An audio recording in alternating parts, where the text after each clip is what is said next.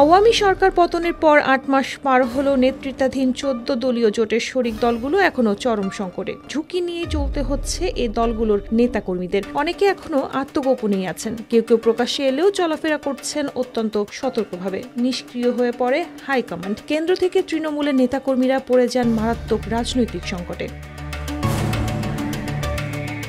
২০২৪ সালের ৫ অগস্ট শেখ হাসিনার নেতৃত্বাধীন সরকার পতনের পর ১৪ দলের শরিকদের অনেকেই আত্মগোপনে চলে যান। অভ্যুত্থানের সময় সরকার যখন কঠোর দমন নীতি গ্রহণ করে, তখন ১৪ দল সেই নীতিকে সমর্থন জানিয়ে পাশে থাকার আশ্বাস দেয়। এতে জনগণের ক্ষোভ তাদের দিকেও ছড়িয়ে পড়ে। এর ফলে শরিক দলগুলোর ওপরও হামলা, মামলা ও গ্রেফতারের খড়গ নেমে আসে।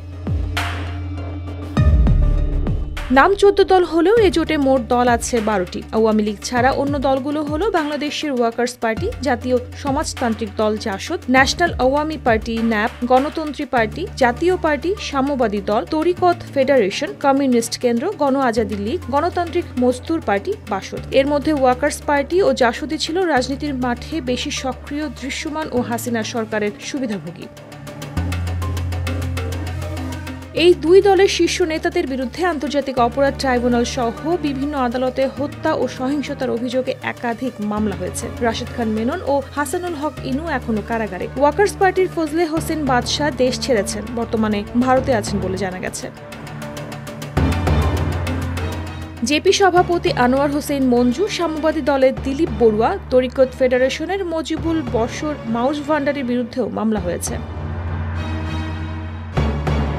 প্রথম কয়েক মাসে কার্যত নিষ্ক্রিয় থাকলেও এখন ঝুঁকি নিয়ে কিছু দল ঘরোয়া কর্মসূচি পালন করছে। বিশেষ করে ওয়ার্কার্স পার্টি ও জাসদ কেন্দ্রীয় কার্যালয়ের মধ্যে সীমিত পরিসরে অনুষ্ঠান করছে।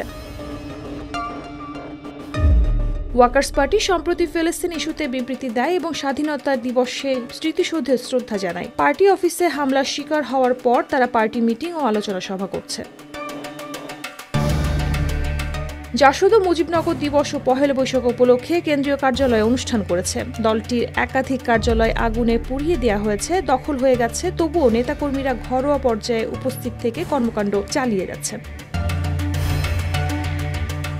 ১৪ দলীয় শরিকরা এখনো জনরোষ, মামলা ও নিরাপত্তা হুমকির মধ্যে রাজনৈতিক অস্তিত্ব টিকিয়ে রাখার সংগ্রামে আছে। তাদের ইতিহাসে এত দীর্ঘ ও বিপর্যয়কর পরিস্থিতি বিরল। কিছু দল এখনো প্রকাশ্যে রাজনীতিতে ফেরার মতো পরিস্থিতি পায়নি, সংকট কাটেনি, তবে তার মধ্যেই কিছুটা সক্রিয়তা ফেরাতে শুরু করেছে কয়েকটি দল।